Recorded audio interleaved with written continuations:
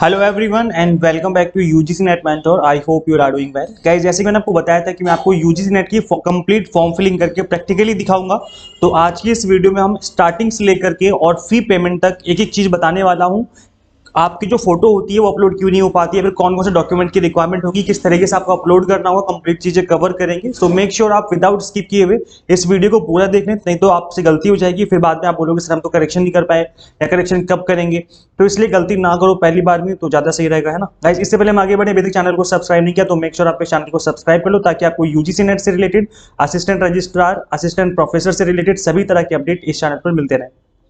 Guys सबसे पहले आप यूजीसी नेट लिखेंगे गूगल पे और विजिट करेंगे इस वेबसाइट पे। जैसे आप यूजीसी नेट लिखोगे, नंबर 1 पे जो वेबसाइट ओपन होकर आती है वो हमारी यूजीसी नेट की वेबसाइट है, जहाँ पे आपको जाकर के ऑनलाइन फॉर्म फिलिंग करनी है। तो चलिए मैं इस वेबसाइट पे आपको लेके चलता हूँ फटाफट से।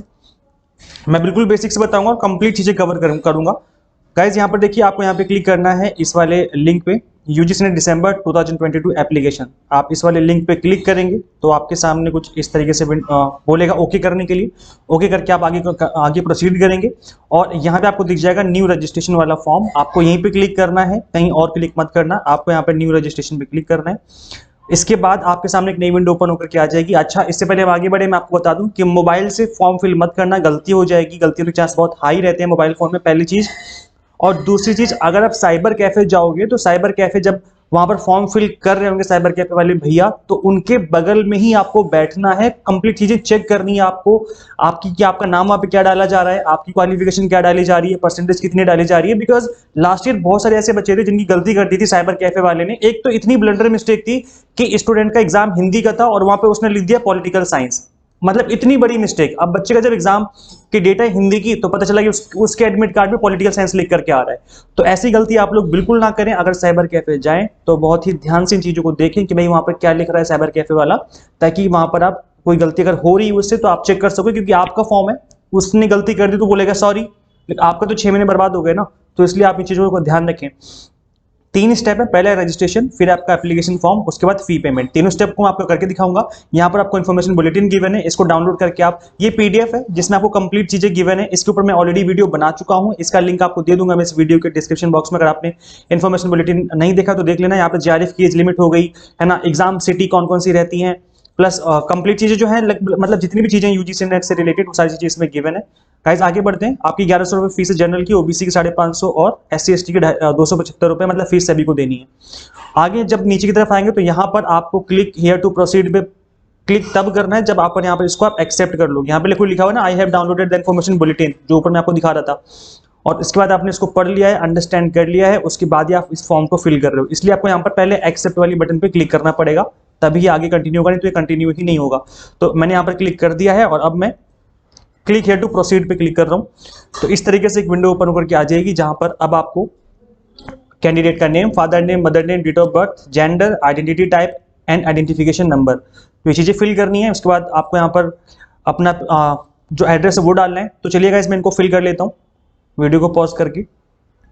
गाइज यहाँ पर जब मैं डिटेल भर रहा हूँ ना, तो यहाँ पे आपके सामने आइडेंटिटी टाइप में पूछा जा रहा है। तो आइडेंटिटी टाइप में आपको काफी सारे ऑप्शन गिवन है, जैसे कि आप यहाँ पे देख सकते हैं, पैन कार्ड है, passport, voter ID card, ration card, bank passbook, driving licence and any other valid government identity with photograph. तो यहाँ पर आप आधार कार्ड भी डाल सकते हो, नहीं तो वोटर आईडी कार्ड डाल देना, वोटर आईडी कार्ड नहीं तो पैन कार्ड लगा देना, ठीक है। और बाकी चीजें अगर आप देखोगे तो लाइक वोटर आईडी कार्ड तो सभी के पास ही होती है ना, पेन इस एज में आने के बाद, जिस एज में आप लोग हो इस टाइम पर, पैन कार्ड तो होगा ही, नहीं है तो फिर आप any other valid government identity with photograph में जो है अपना आधार कार्ड डाल देना। आधार कार्ड तो सभी के पास ही होगा, है ना। अगर नहीं है तो फिर आप बाकी जो अदर ऑप्शन गिवन है इसमें से किसी को डाल करके कंटिन्यू कर देना।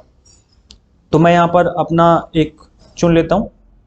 गाइज मैंने अपना जो डॉक्यूमेंट था वो मैंने दे दिया वहाँ पर, अपना डॉक्यूमेंट नंबर। अब यहाँ पे हम एड्रेस डालेंगे। एड्रेस डालने के बाद यहाँ पर परमानेंट एड्रेस का दोबारा से ऑप्शन दिखेगा। आपको यहाँ पर किस तरीके से करना है मैं आपको यहाँ पर करके दिखाता हूँ इस वीडियो को पॉज करके।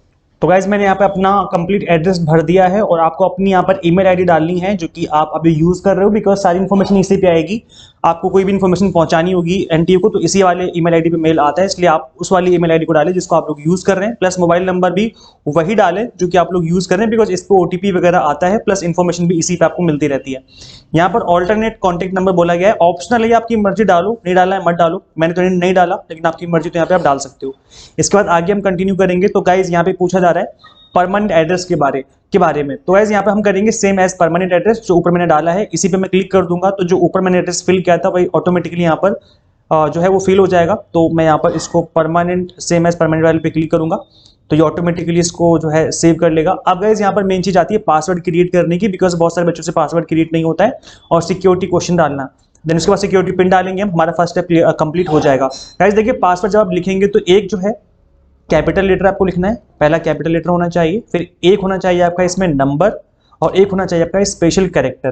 तो जैसे एक एग्जांपल लेके बताता हूं मैं, सपोज करो मैं दिल्ली में रहता हूं, तो मैं लिखूंगा पासवर्ड के लिए डी कैपिटल ELHI, ठीक है। उसके बाद हम यहाँ पे कोई स्पेशल कैरेक्टर दे देंगे, जैसे डॉलर का साइन लगा दिया या @ का साइन लगा दिया। उसके बाद यहाँ पे हम कोई नंबर डाल दो, जैसे एग्जांपल के लिए 325 कोई भी नंबर डाल दो। इस तरीके से आप अगर पासवर्ड क्रिएट करोगे तो एक ही बार में सेव हो जाएगा, यहाँ पर आपको कोई दिक्कत नहीं आएगी। लेकिन इस पासवर्ड को कहीं साइड में लिख लेना, नहीं तो होता क्या है कि पासवर्ड तो आप डाल देते हो लेकिन फिर आप बाद में पासवर्ड भूल जाते हो। इसलिए कोशिश करेंगे इस पासवर्ड को आप ध्यान से डालें, कोई दिक्कत ना हो ताकि बाद में। फिर गाइस उसके बाद यहाँ पर आपसे पूछा जाएगा security question, that what is the website you really visit, what is your name of your first school, आपके नेबर का पेट नेम क्या है, या फेवरेट बुक कौन सी आपकी। तो यहाँ पर कोई भी देखो ये इसलिए डलवाया जाता है कि फ्यूचर में अगर आप पासवर्ड वगैरह भूल जाओगे, कोई गड़बड़ हो जाएगी, तो इस चीज का यूज करते हुए आप लोग अपना पासवर्ड रिकवर कर पाओगे।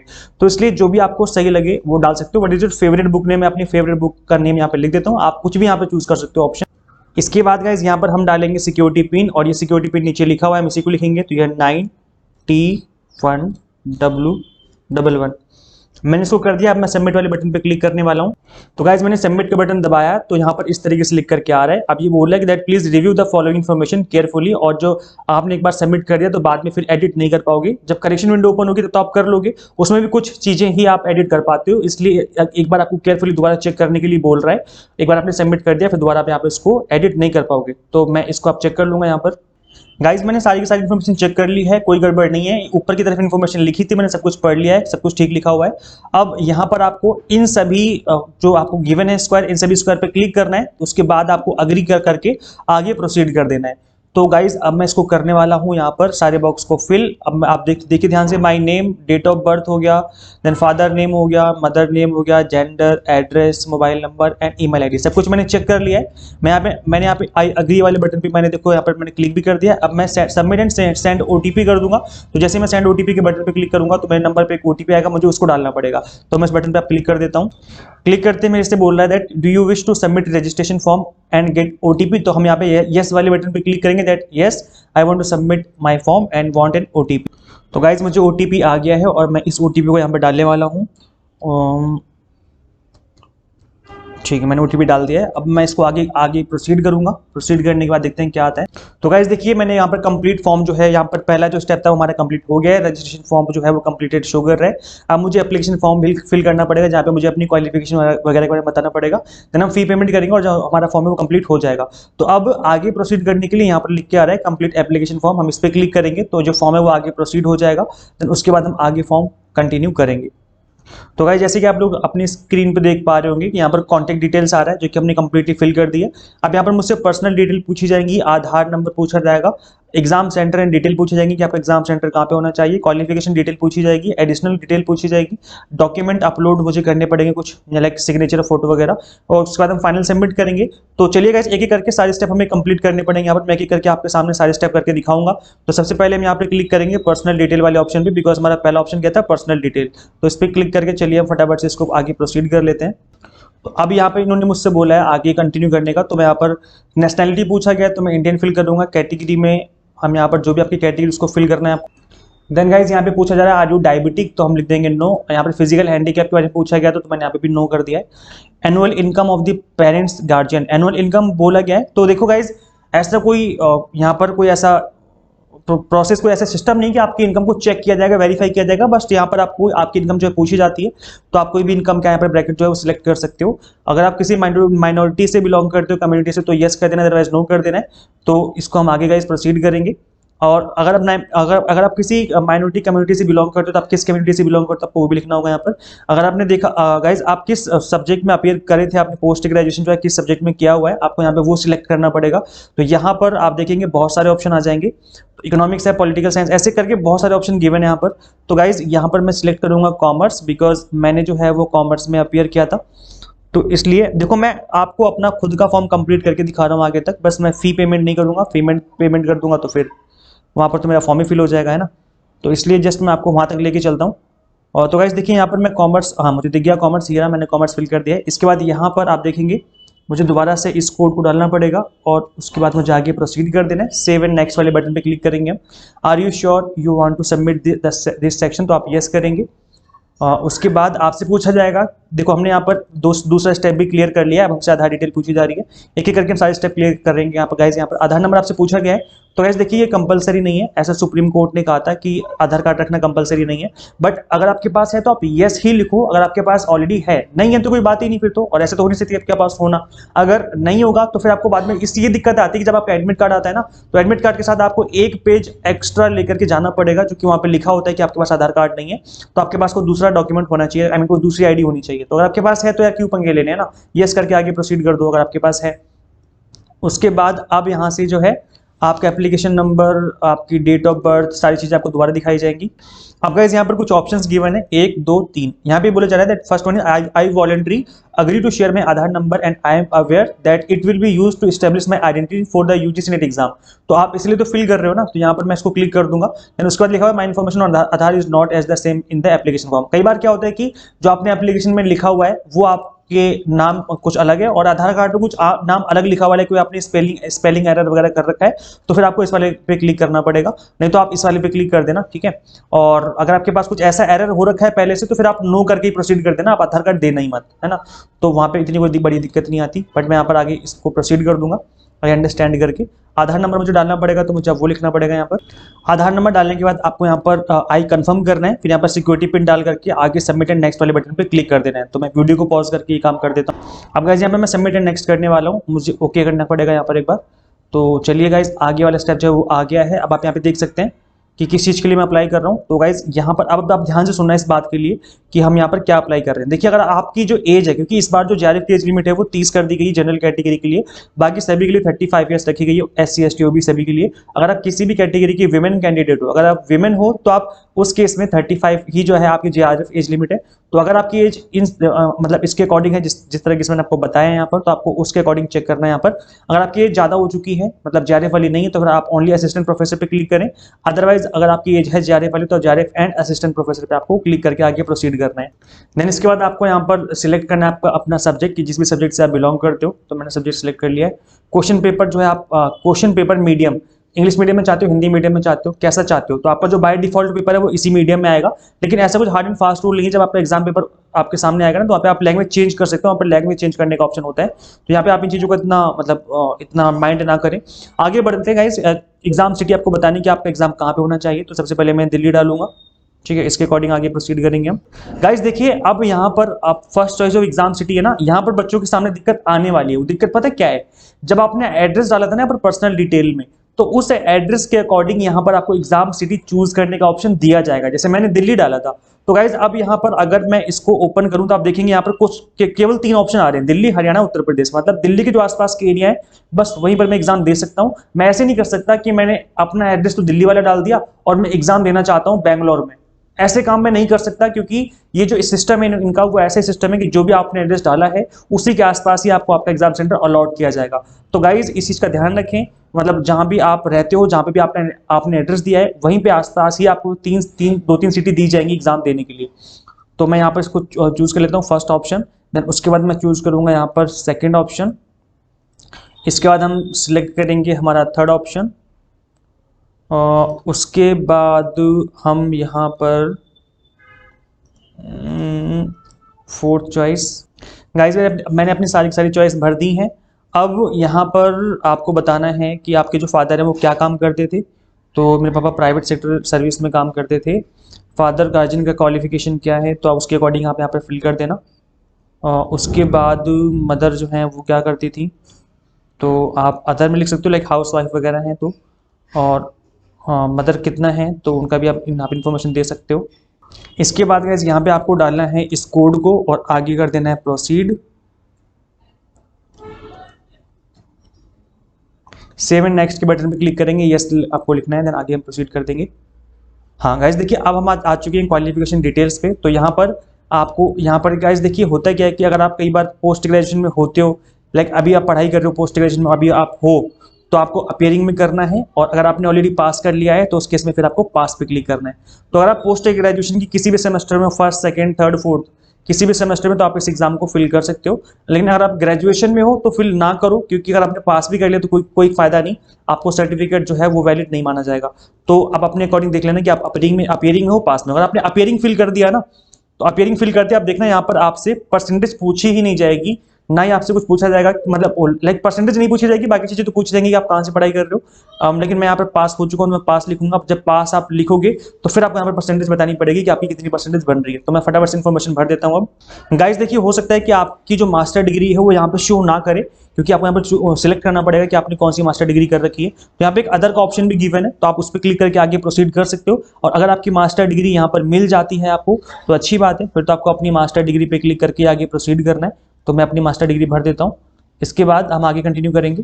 अब यहाँ पर गाइस पूछा जा रहा है कि आप फाइनल ईयर में हो या फिर आप रिजल्ट अवेटेड, तो नॉट एप्लीकेबल आएगा, बिकॉज मैं तो पास हो चुका हूँ तो नॉट एप्लीकेबल ही आएगा। कहाँ से पास किया है? इंडिया में था, qualifying examination form from India करके था। और आपने कौन से स्टेट में पास किया है, तो मैं दिल्ली लिख देता हूँ।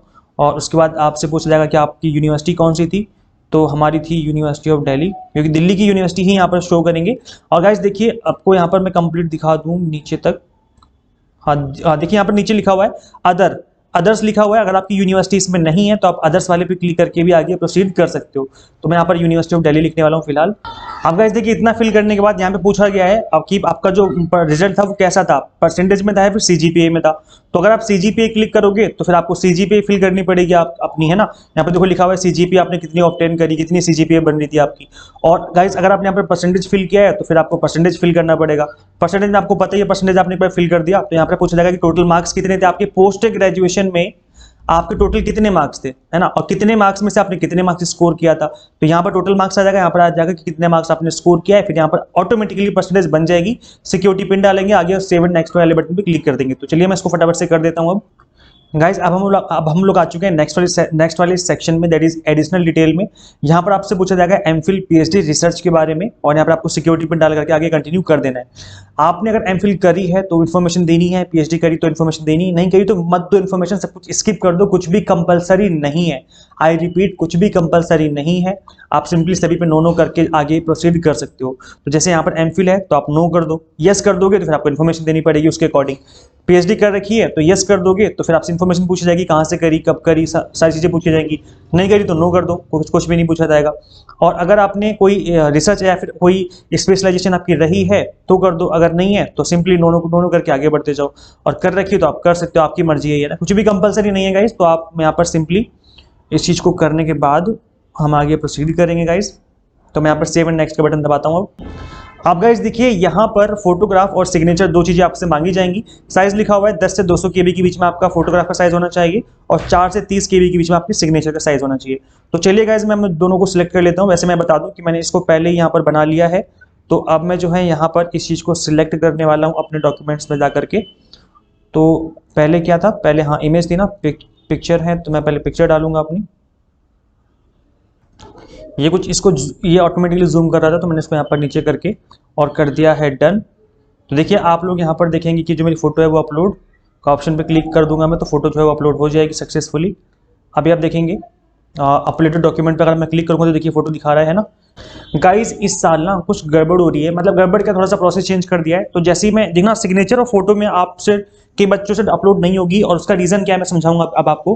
मैंने सारी चीजें यहाँ पे देख ली जब से मैं इसी चीज को कर रहा था। तो गाइस सिग्नेचर जो है, अब देखो जब मैं अपलोड करूंगा, देखो देखना क्या होगा मेरे साथ। जब मैं सिग्नेचर अपलोड करूंगा तो सिग्नेचर वाले इमेज पे क्लिक करूंगा। अब देखना यहाँ पर देखो यहाँ पर कंप्लीट इमेज नहीं आ रही है ना।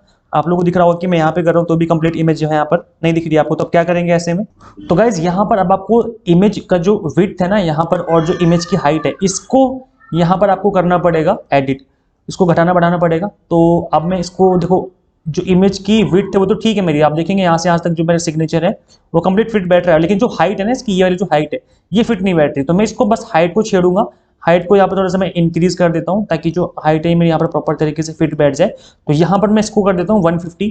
अब आप देखेंगे, देखिए क्या इमेज से बन रही है नहीं बन रही है। अच्छा, इसको मैं आप जूम इन जूम आउट भी कर सकते हो। तो ऐसे जूम इन जूम आउट करके देख लेना। अब आप देखेंगे यहाँ पर जो इमेज की जो हाइट है वो सही बन रही है ना, तो अब यहाँ पर मैं डन कर दूंगा। तो इस तरीके से जो है थोड़ा सा प्रोसेस आपको समझना पड़ेगा यहाँ पर इमेज का। और मैं यहाँ पर अपलोड कर चुका हूँ इसको, आप देखेंगे यहाँ पर मैं अपलोड डॉक्यूमेंट पे क्लिक करूंगा तो देखिए मेरी जो इमेज है यहाँ पर अपलोड हो चुकी सक्सेसफुली। यहाँ पर मैं क्लिक करूंगा जो भी यहाँ पर सिक्योरिटी पिन गिवन है, उसके बाद मैं आगे प्रोसीड कर दूंगा।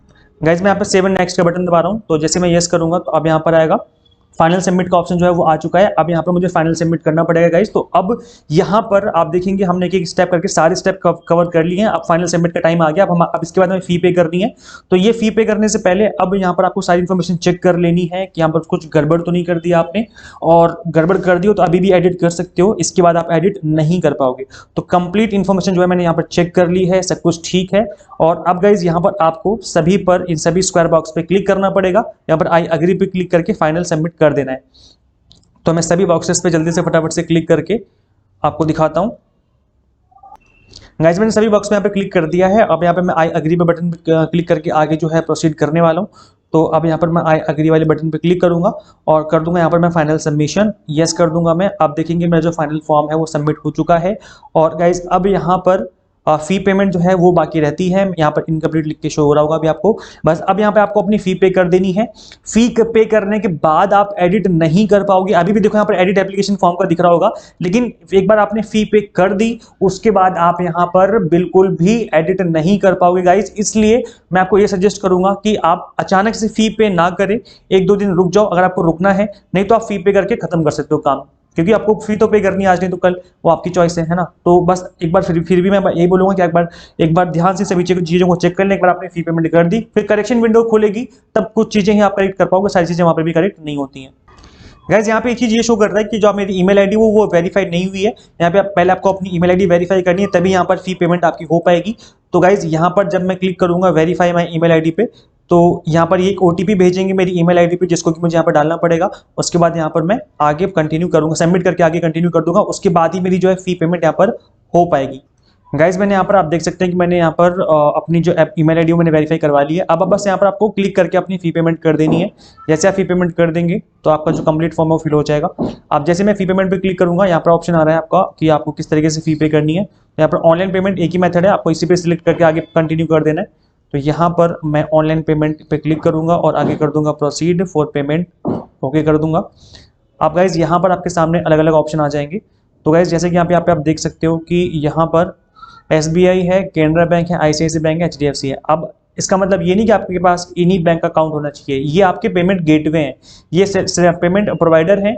आपका किसी भी बैंक में आपका अकाउंट है, कोई दिक्कत नहीं है। आप किसी भी बैंक का net banking, debit card, credit card use कर सकते हो। इनफैक्ट आप UPI भी यूज कर सकते हो, कोई दिक्कत नहीं आएगी। ये these all are payment provider जिसके थ्रू पेमेंट कलेक्ट की जाएगी।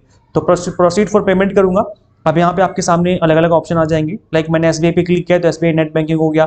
अदर नेट बैंकिंग भी है, मतलब अगर आपने स्टेट बैंक में आपका अकाउंट नहीं है, आपका सपोज करो एग्जांपल के तौर पे PNB में आपका अकाउंट है, पंजाब नेशनल बैंक में, तो यहाँ पर आप अदर पे क्लिक करके प्रोसीड कर सकते हो। अगर आपका जो भी डेबिट कार्ड है आपको यहाँ पे क्लिक करके करना है, क्रेडिट कार्ड है तो यहाँ पर, UPI से करना चाहते हो तो यहाँ पर।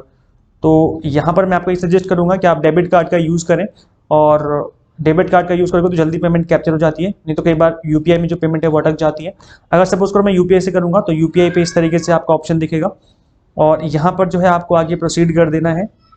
मैं QR कोड के थ्रू पेमेंट करोगे, किसके थ्रू करोगे, तो इस तरीके से। बस अब आपको करना क्या है, इस QR कोड को यहाँ पर स्कैन करना है अपने Paytm या Google पे या फोन पे यूज करके, और यहाँ पर जैसे आप इसको करोगे सिलेक्ट, और आपके ऐप में आपको ऑप्शन दिख जाएगा पे करने का, वहीं पे आप क्लिक कर देना। आपकी जो फी है वो ऑटोमेटिकली पे हो जाएगी। यहाँ पर टाइमर चल रहा है, विद इन टाइम लिमिट आपको यहाँ पर फी पे करनी है, और यहाँ पर आप चाहो तो कैंसिल भी कर सकते हो। तो ये जो था गाइस मैंने आपको कंप्लीट प्रोसेस बता दिया है। जैसे आप फी पे कर दोगे, फी पे करने के बाद आपके सामने आपकी जो एप्लीकेशन है वो कंप्लीट तरीके से ओपन होकर आ जाएगी। उसको आपको कर लेना है सेव फॉर फ्यूचर रेफरेंस। मैंने क्या बोला, आपकी एप्लीकेशन आ जाएगी, उसको आपको सेव कर लेना है फॉर फ्यूचर रेफरेंस। उसको कोई ऐसा कोई इतना कोई खास यूज नहीं है, लेकिन फिर भी उसको आप उसको सेव कर ले फ्यूचर रेफरेंस के लिए।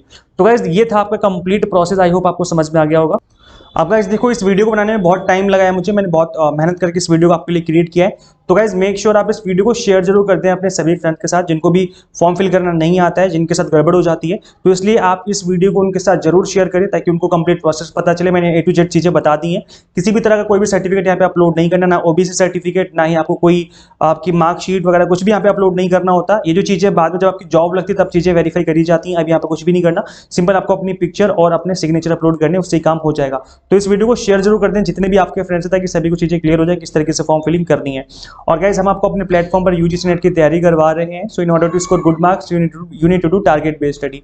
गाइज यहाँ पे हम आपको एग्जाम टारगेटेड बेस्ड स्टडी करवा रहे हैं। UGC net paper 1 commerce management and political science भी हमने स्टार्ट कर दिया है। कंप्लीट कंटेंट बाइलिंगुअल है और हमने एनटीए क्वेश्चन आस्किंग पैटर्न चीज़ों को कवर किया हुआ है। मॉक टेस्ट में प्रैक्टिस करने के लिए पीडीएफ फॉर्मेट में नोट्स हैं जिनको डाउनलोड करके आप प्रॉपर तरीके से रिवीजन कर सकते हो मल्टीपल टाइम।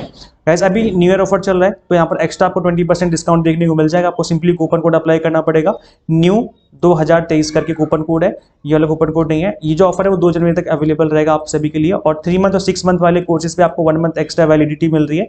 तो आप इन कोर्सेज को ज्वाइन करके अपने जो प्रिपरेशन स्टार्ट कर सकते हो गाइज। इसको करने के लिए क्या करना पड़ेगा आपको, simply UGC NET mentor Android app install करनी है अपने मोबाइल फोन में। वहीं पे आपको चीजें अवेलेबल हो जाएंगी। अगर आप iOS यूजर हो तो उसका लिंक भी आपको इसी वीडियो की description box and comment box में मिल जाएगा। तो फटाफट से स्टार्ट कर लीजिए अपनी प्रिपरेशन। इस वीडियो में इतने guys. Share this video with all UGC NET aspirants and subscribe for UGC update and assistant professor job updates. मिलते हैं गाइस फिर नेक्स्ट वीडियो में। Till then keep watching UGC NET mentor. Thank you so much.